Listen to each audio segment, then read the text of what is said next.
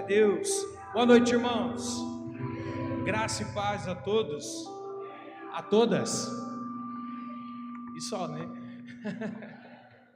Sejam bem-vindos.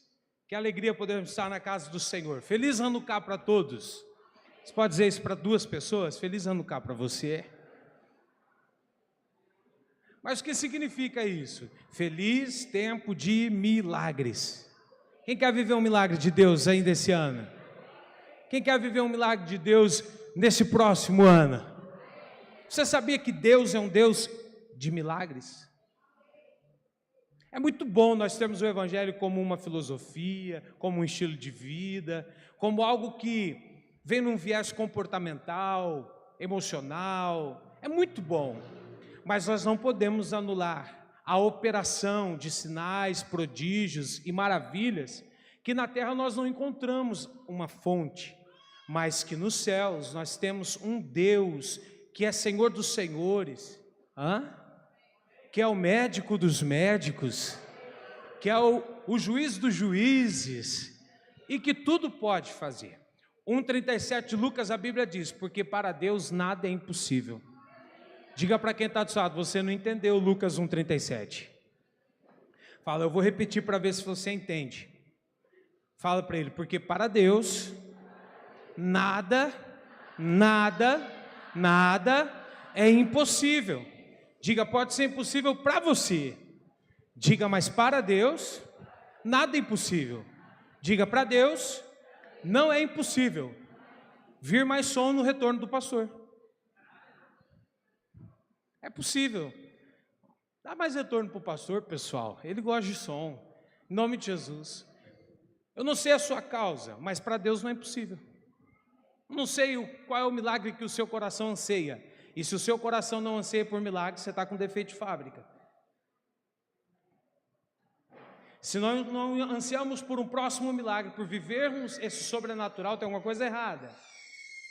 O nosso Deus, Ele é um Deus de milagres. Hoje, nós estamos aqui para um tempo de avivamento. Sabe o que isso significa? É um tempo de nós sermos aquecidos na nossa fé. É um tempo de nós sermos aquecidos dentro dessa ação sobrenatural. Então eu convido você a se desprender. Eu convido você a elevar os seus pensamentos. Eu convido você a glorificar a Deus. Eu convido você a abrir o seu coração, porque eu tenho uma palavra do Senhor para nós nesses dias, amém? Eu vou ministrar hoje, vou ministrar amanhã à noite, e eu quero trazer uma mesma mensagem, hoje uma primeira parte e amanhã à noite uma segunda parte fazendo o encerramento. O tema da mensagem desses 2 dias é restaurando o tabernáculo de Davi, a casa de oração. Quando nós, no livro do profeta Amós, eu convido você a abrir a sua Bíblia, no capítulo de número 9 e no versículo de número 11, glória a Deus. Amós, capítulo 9, versículo 11, encontramos um texto como uma promessa, muito semelhante ao que aconteceu ali no século 3 a.C., na revolta dos Macabeus. Há uma promessa com uma ação que não tem uma correlação direta, mas que traz uma aplicação muito semelhante para nós aqui hoje. E eu quero me apropriar desse texto onde Deus ministrou ao meu coração para poder falar hoje e amanhã à noite. O texto diz assim, Amós capítulo 9, versículo 11. O texto diz assim: naquele dia tornarei a levantar o tabernáculo caído de Davi, repararei as suas brechas e tornarei a levantar as suas ruínas e o edificarei como nos dias da antiguidade. Amém? Eu vou falar mais uma vez porque você que tem uma visão mais profética pode, através desse texto, viver uma nova experiência em Deus a partir dessa declaração e desse entendimento. Nós não estamos lendo, nós estamos meditando. E estamos meditando uma liberação profética. O texto diz, naquele dia, tornarei a levantar o tabernáculo caído de Davi. Repararei as suas brechas e tornarei a levantar as suas ruínas. E o edificarei como nos dias da antiguidade. Amém? Queridos, diferente de outros profetas que se levantaram em Israel, o contexto em que Amós começa a trazer a sua declaração profética é um pouco diferente. Quando Jeremias é levantado, Isaías é levantado, Ezequiel é levantado, há uma escassez de forma geral dentro da nação, dentro do próprio período do exílio. Mas quando Amós é levantado, há um cenário diferente. Israel estava prosperando economicamente. Israel vivia uma estabilidade em todos os âmbitos. Então era muito diferente dos outros contextos proféticos. Israel prosperava, Israel tinha estabilidade, Israel politicamente tinha grandes acordos, porém, dentro desse contexto de prosperidade econômica e estabilidade política, havia uma profunda decadência espiritual, havia uma profunda injustiça social. A nação estava corrompida na sua moralidade, e não era no núcleo, era por toda parte. Então, ao mesmo tempo que o bem econômico, que a estabilidade política estava em alta, a moralidade, sobretudo, a injustiça e, sobretudo, a espiritualidade da nação estava em decadência. Mas eles mantinham uma aparência religiosa, e esse é o problema. Para mim, a melhor definição de religiosidade foi o que o pastor Filipinho nos deu dentro de um dos encontros com Deus. O que é uma vida religiosa? É uma vida cheia de regrinhas, mas sem fogo, sem a essência, sem aquilo que move, aquilo que preenche, aquilo que, sabe, aquele momento que aparentemente é simples, mas que o coração queima. Aquela oração, aquele dia, aquele momento que não foi tão planejado, aquele dia que aconteceu, ou aquele culto que a gente entrou sem grandes expectativas, que a gente veio para cumprir padrão, para cumprir retórica, e Deus vem e toca, e move, e enche, e preenche, e renova. Sabe esse culto poderoso? É isso que nos move.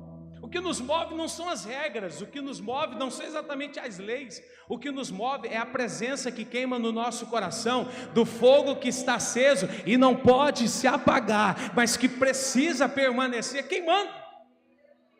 O dia que o fogo apagar, meu irmão, acabou o ministério, acabou a chamada, acabou o casamento, acabou parceria, acabou a sociedade. O que move o nosso coração é o fogo. É por isso que o sacrifício de hoje vale para hoje, no dia que, na hora que esse sacrifício terminar, que toda essa oferta for totalmente consumida, limpa-se as cinzas, alinha-se uma nova lenha e põe fogo de novo, porque esse fogo precisa ser renovado, esse fogo precisa ser constantemente cultivado. Então Israel perde o que era essencial, mas ele começa a viver de aparência. Meu Deus! Existe uma decadência maior de quando a gente rompe com aquilo que é essência, por mais simples que seja. Alguns domingos atrás eu preguei sobre a simplicidade de Cristo. Por mais simples que seja, mas que é de verdade, que é autêntico, que é genuíno. Israel, ele deixa aquilo que é verdadeiro, que é autêntico, que é genuíno, e começa a viver uma aparência religiosa. Eles deixaram de sacrificar? Diga não. Israel não deixou de sacrificar. Eles deixaram de oferecer os seus sacrifícios, as suas festas, os seus cultos? Não.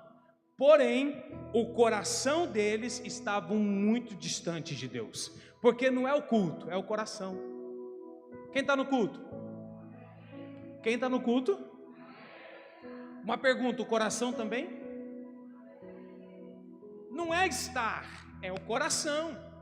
Não é orar, é o coração. É por isso que quando Ageu vai denunciar os desvios de caminhos, quando aqueles que estavam exilados conseguiram permissão para restaurar Jerusalém, e não começaram pelo templo, que representava a presença de Deus, mas foram para suas casas, trazendo à luz as suas prioridades, ele se levanta para dizer: olha, apliquem o coração de vocês nos caminhos que foram traçados pelo Senhor. Está havendo um desvio de conduta. Está havendo um desvio de propósito. Ele diz: aplica o coração de vocês ao caminho proposto. Então, não é exatamente o culto, é o coração do culto. Não é exatamente o sacrifício, é o coração do sacrifício. Não é exatamente a festa de Hanukkah ou qualquer outra, mas é o coração na festa. Eita glória! Aleluia! Então, eles estavam fazendo tudo, mas o coração deles não estava lá. Então, o Senhor, por meio de Amós, denuncia essa religiosidade vazia. E como consequência, Antigo Testamento, ele anuncia um juízo que acaba culminando onde? No exílio assírio, no ano 722 a.C. Mas Amós, ele é usado por Deus aqui no capítulo 9, no versículo 11, para liberar uma palavra profética. Ele diz: haverá um dia em que eu levantarei o tabernáculo caído de Davi. E quando nós lemos esse texto, nós precisamos entender o contexto. Por quê? Porque Amós aqui não está falando exatamente só do governo, só da estrutura governamental, política ou econômica. Ele está falando da condição do povo que nesse momento está totalmente dividido. Isso por quê? Porque quando Salomão assumiu o governo de Israel no lugar do seu pai, Davi, ele se demonstrou sábio, buscando, lembra? O que queres que eu te dê? Eu quero sabedoria. Ele se demonstrou temeroso e ele se demonstrou diligente, Murilo. No entanto, no final da história de Salomão, já não havia mais essa intencionalidade em ser sábio, temeroso e diligente, porque a história vai dizer que Salomão termina os seus dias com um coração totalmente dividido. Aquilo que no início do governo era inaceitável, no fim começou a ser negociável, como o quê? A idolatria. E escutem, para Deus não existe nada mais abominável do que a idolatria. O trono é dele, o lugar é dele, o centro é dele. E tudo isso não pode ser negociado. Salomão negocia, ele começa a tolerar. Salomão, influenciado por algumas alianças, ele começa a permitir que o povo de Israel se case com mulheres estrangeiras, o que pela cultura judaica era inaceitável. Tudo isso está descrito em 1 Reis, capítulo de número 11. Quando no final dos dias de Salomão houve essa negociação, veio uma realidade sobre a nação. Qual? O templo de Salomão estava de pé, mas o altar do coração já havia sido rachado. O templo estava de pé, mas o coração dividido, rachado, infiltrado.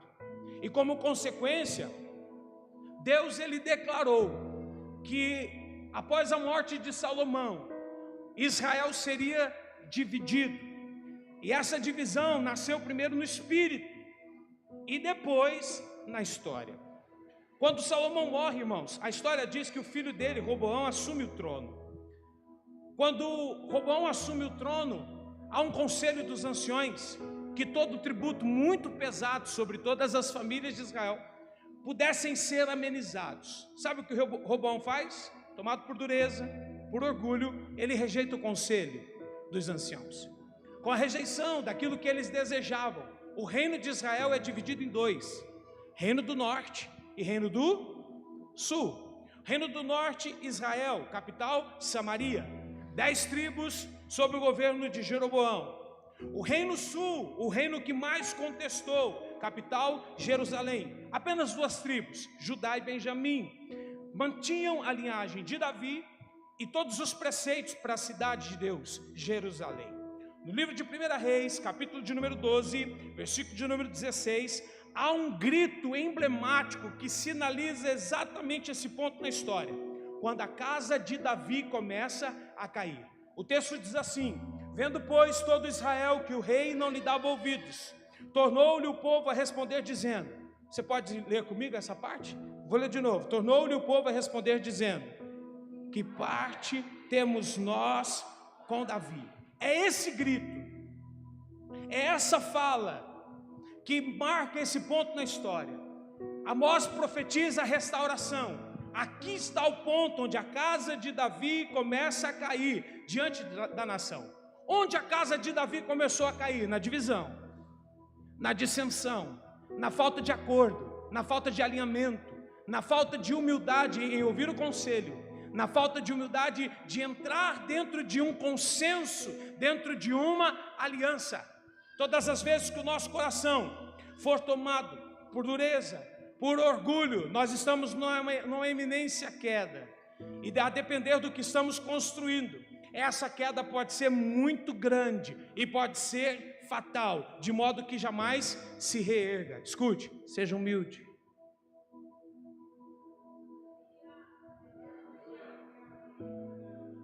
Há nessa plateia uma predominância de jovens, a qual também me incluo. Não sei porque é a risada dos irmãos. Sabe qual é a maior atitude, a atitude mais nobre que nós podemos ter?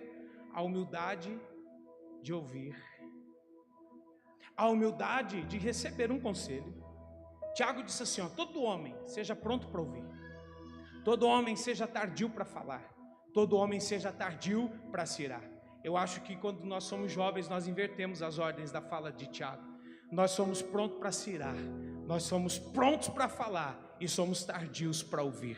Como consequência disso, muita queda. Escute, diga para quem está do seu lado, existem situações indesejáveis que você não precisa viver se você tiver a humildade de ouvir.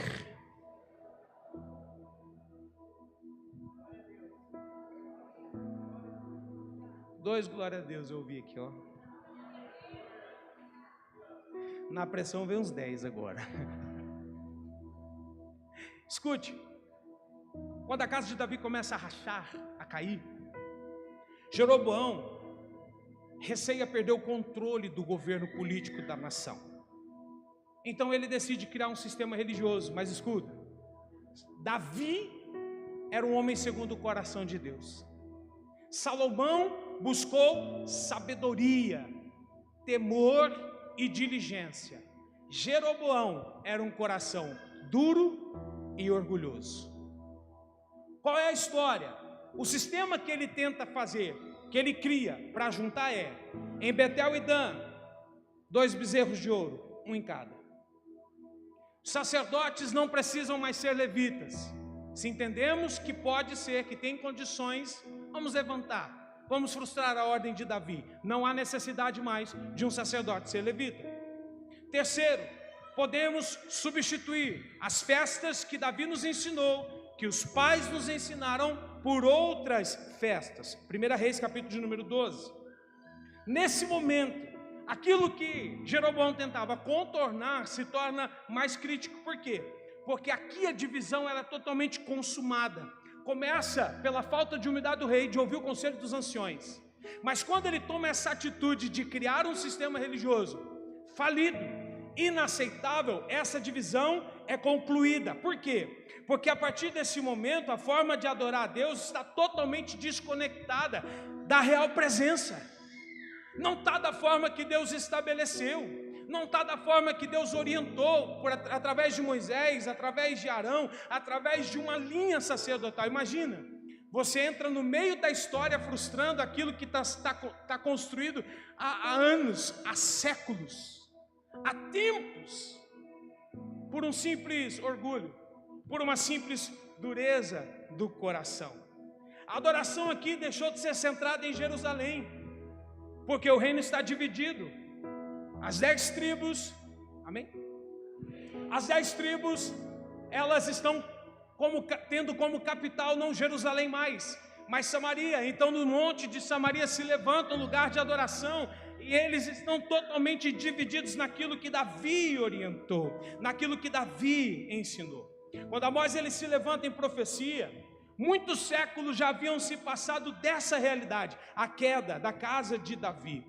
A divisão aqui já estava bem construída e bem consolidada.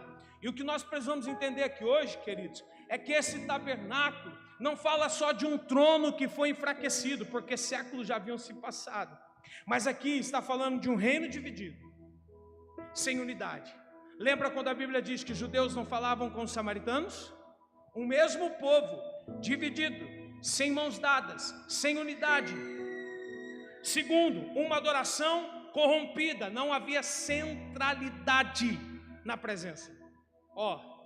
Todos nós estamos aqui reunidos, e há uma centralidade na nossa adoração. há um mesmo canal. Israel, nesse contexto, não.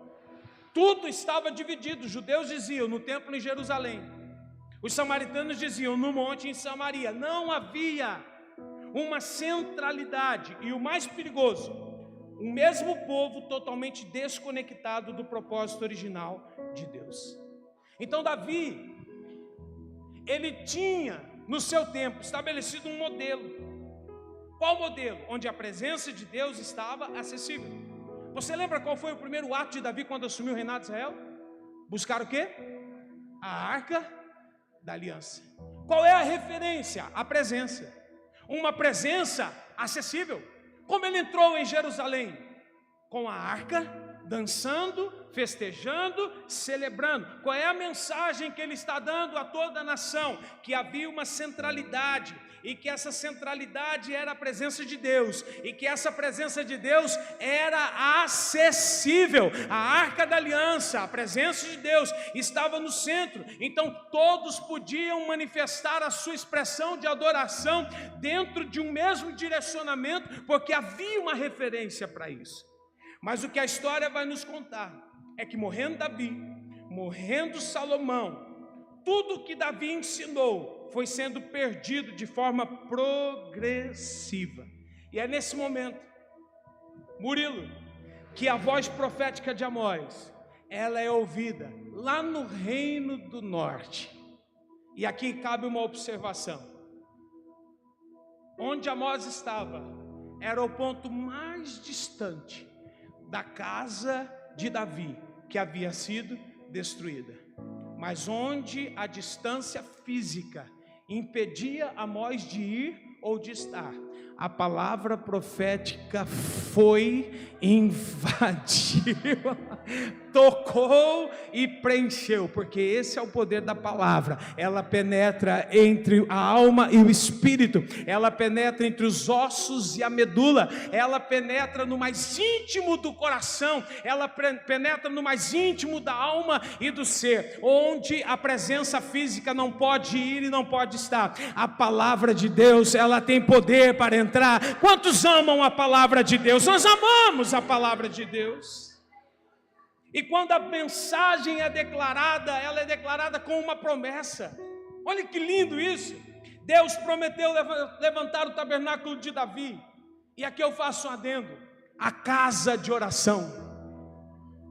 Deus prometeu, dizendo: a divisão que aí está não vai ser para sempre. Glória. Segundo, o que eu prometi a Davi, o meu filho, o homem segundo o meu coração, não caiu por terra e não foi anulado. Terceiro, ele prometeu que a unidade, a presença e o governo seria restaurado. Mas escutem os senhores, não por um governo político, mas por uma intervenção divina. E aqui nós estamos falando de 600 anos antes de Cristo. Nós estamos falando de um tempo muito anterior ao que viria a acontecer futuramente. Quando nós olhamos dessa profecia de Amós até o final do Velho Testamento, o período de 400 anos, o silêncio absoluto dos céus, até chegarmos em João Batista, uma nova intervenção divina, não há nenhum fato na história que nos aponta que esse reino foi restaurado e que houve na nação de Israel uma glória tão grande quanto a dos tempos de Davi. Após a divisão dos reinos, Antigo Testamento, não houve nenhum ponto na história que pode nos referenciar que essa profecia de Amós se cumpriu ainda no Antigo Testamento. E aí a gente podia acabar o culto aqui, né? Ou não? Porque quando a história, glória, parecia acabar de forma triste, trágica, vem um final glorioso. Quando todo esse contexto aponta para um cumprimento maior. E eu escolhi um texto para tipificar acerca do que eu estou falando. Projeto, por favor, Sheila. Evangelho de Lucas, capítulo de número 18 e o versículo de número 38. Então clamou dizendo: Jesus, filho de Davi,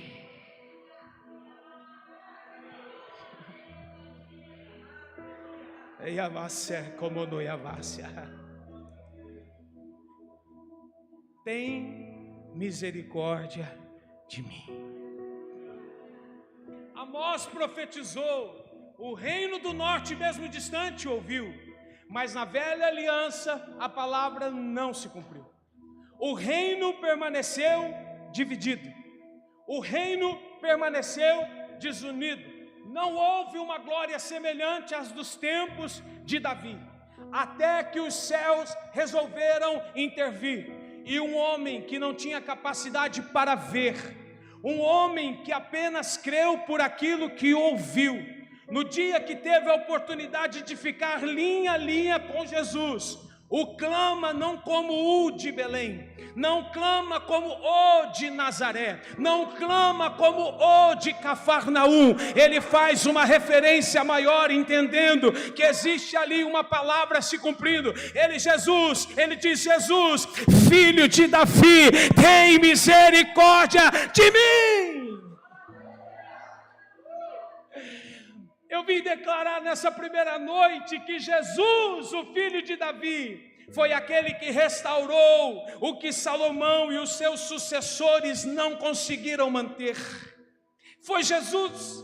Por quê? Porque a história nos conta que em Cristo nós fomos reconciliados, fomos reiterados. Olha o que diz o texto de 2 Coríntios capítulo 5, versículo 17 e 19. 2 Coríntios capítulo 5, dos versos 17 ao 19. Olha o que esse texto diz: assim que, se alguém está em Cristo, nova criatura é, as coisas velhas já passaram, e eis que tudo se fez novo. Versículo 18, e tudo isto provém de Deus, que nos reconciliou consigo mesmo por Jesus Cristo, e nos deu o ministério da reconciliação. Versículo 19, olha o que esse texto diz: isto é, Deus estava em Cristo, reconciliando consigo o mundo, não lhes imputando os seus pecados, e pôs em nós a palavra da reconciliação. Onde o templo de Davi está sendo restaurado? Em Cristo. Primeiro ponto, Ele nos abriu a porta e nos reconciliou. Segundo ponto, Ele restaurou em nós, Murilo, o acesso à presença de Deus. Hebreus, capítulo de número 10, versículo de número 19 e 20, nos diz assim. Hebreus 10, capítulo de número 19 e versículo de número 19, versículo de número 20, nos diz assim: assim,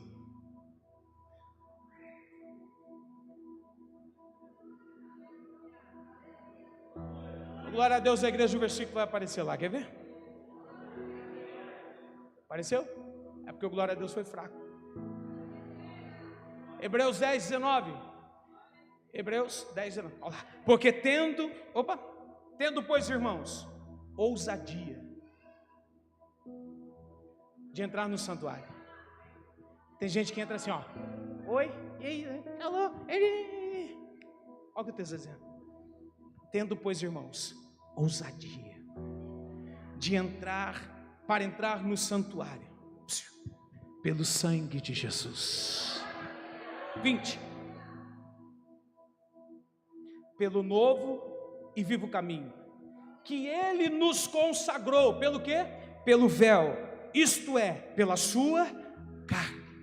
O véu fazia separação, mas o autor de Hebreus está dizendo, foi Ele, irmãos, pelo novo e vivo caminho, que nos consagrou pelo véu, isso é, pela sua carne, a sua própria carne que rasgou no Calvário. Ele nos deu ousadia, Ele nos deu confiança para termos acesso a essa presença que era tão intocável, que era tão restrita, mas que a partir desse Cristo, a restauração da casa de Davi se tornou possível a cada um de nós. O terceiro ponto é, esse Cristo, Ele une. Pode segurar na mão de quem está aí do seu lado? Vocês sabem que o Brasil é uma nação, eu não sei se é o seu termo, é miscigenada, é isso? Nós temos várias etnias no Brasil. Nós temos índios, europeus, latinos, asiáticos, está tudo aqui. E de repente, através de Cristo, não só lá, mas aqui também, hoje, Ele nos fez um só povo, uma só nação. Essa é a restauração da casa de Davi.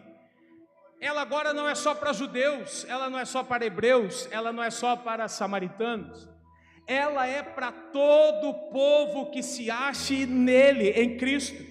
E Atos dos Apóstolos, capítulo 15, versículo 16 e 17, nos exemplifica exatamente isso. Olha o que diz esse texto, Atos 15, 16 e 17, glória a Deus.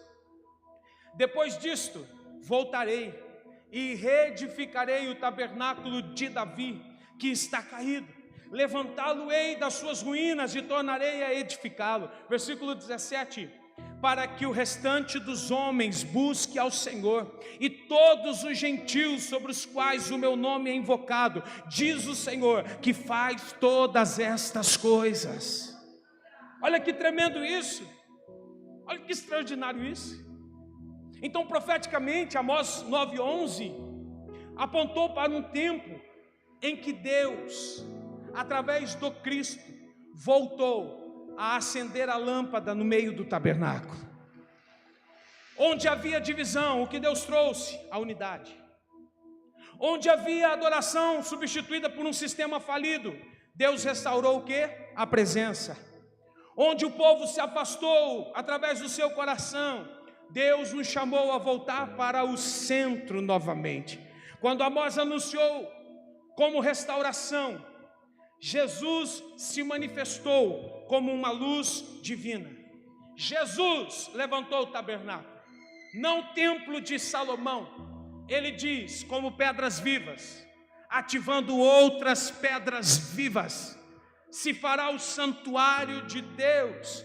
Foi Jesus que acendeu uma lâmpada que ninguém pode apagar. Foi Jesus que manifestou uma presença, que restaurou uma presença que ninguém mais pode tirar, que ninguém mais pode roubar. Ele disse, se houver só um, ou dois, ou três reunidos em meu nome, eu chego, a minha presença vem, eu me manifesto. Foi Jesus. E eu termino essa primeira parte da ministração me lembrando de Apocalipse, capítulo 21, versículo 23, o louvor pode subir e a igreja pode ficar em pé. Apocalipse 21 e 23, olha o que esse texto diz, amados. E a cidade não necessita de sol, nem de lua, para que nela resplandeçam, porque a glória de Deus tem iluminado essa cidade. E observem, e o Cordeiro é a sua lâmpada.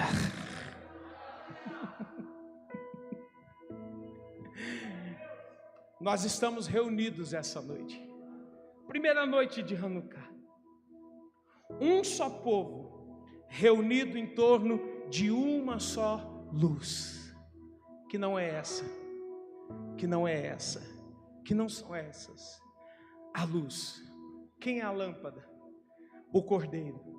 O Cordeiro é a lâmpada desse povo. É o Cordeiro como luz que atrai todos aqueles que querem sair da escravidão ou da escuridão. Todos aqueles que não querem viver sobre sombras, todos aqueles que querem viver sobre a glória do Cristo revelado, eles se achegam à luz. Eles deixam as trevas e eles se aproximam da luz. Ei, nós estamos nessa primeira noite de Hanukkah falando sobre restauração. Um dia, os macabeus decidiram restaurar o templo para adoração. Tiraram toda a impureza que havia no altar de sacrifício, limparam todo o templo e para isso provocaram uma festa chamada Hanukkah. Essa festa era uma festa de luzes e para que ela pudesse acontecer, a lâmpada do templo restaurado, ela precisava permanecer acesa nos 7 dias de festas. mas o azeite que acendia a lâmpada não era suficiente para os 7 dias. Daria no máximo 3 ou 4 dias, mas de uma forma milagrosa, Deus multiplicou dentro da menorá o azeite que era insuficiente, e a luz não se apagou, porque o azeite não se acabou, e todos permaneceram festejando em torno de uma luz. Escutem, hoje a luz que nós precisamos não é dessa menorá, não são essas que estão no alto, nem essa que está colocada à mesa para decoração. A luz que nós viemos buscar é o Cordeiro como lâmpada, é Jesus, é aquele que diz: eu sou a luz do mundo, e todos aqueles que estão em mim não andam mais em trevas, porque eles têm a luz. Tudo se volta a Jesus. Será que é um coração essa noite? Ouvindo Amós declarando: eu vou restaurar o tabernáculo caído de Davi, eu vou reparar as brechas que foram abertas pelo tempo, eu vou levantar as ruínas e eu vou edificar como nos dias da antiguidade.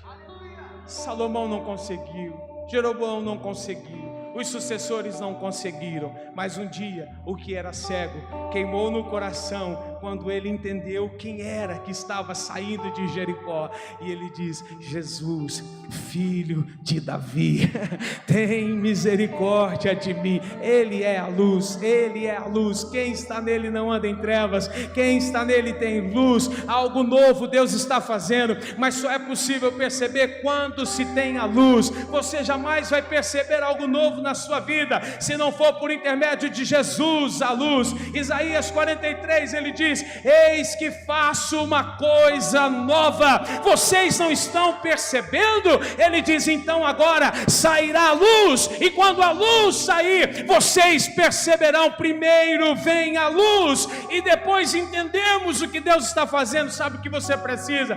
É de Jesus. Sabe o que eu preciso? É de Jesus. A nossa vida precisa de Jesus, nosso casamento precisa de Jesus, nossa casa precisa de Jesus, o ministério precisa de Jesus. Não tem ministério sem Jesus, não tem chamada sem Jesus, não tem palavra profética que se cumpra se Jesus não for o farol, se Jesus não for a luz. Jesus, louva Jesus. Levanta a sua mão mais alto que você puder, diga comigo: Jesus. Não, diga mais forte, 1, 2, 3, Jesus, Jesus, Jesus. A igreja do Senhor pode levantar a voz para declarar: o que nós precisamos é de Jesus, o que essa terra precisa é de Jesus, o que a igreja dele precisa. Diga, não, vamos lá, vamos declarar Jesus. Declare Jesus, Jesus, Jesus, Jesus. Nós precisamos de Yeshua, nós precisamos do Hamashia, nós precisamos dele, nós precisamos da luz dele, da